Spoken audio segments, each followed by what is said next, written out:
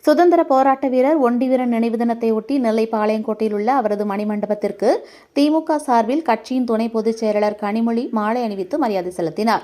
சுதந்திர போராட்ட வீரர் ஒண்டிவீரனின் 255வது நினைவு தினத்தையொட்டி நெல்லை பாளையங்கோட்டையில் உள்ள அவரது மணிமண்டபத்தில் திமுக சார்பில் கட்சியின் துணை பொதுச் செயலாளர் கனிமொழி எம்பி தலைமையில் மாலை அணிவித்து மரியாதை செய்தார். இந்த நிகழ்ச்சியில் முன்னாள் அமைச்சர் மதிவேந்தன், சட்டமன்ற உறுப்பினர் அப்துல் வஹாப் உள்ளிட்ட பலரும் கலந்து கொண்டனர்.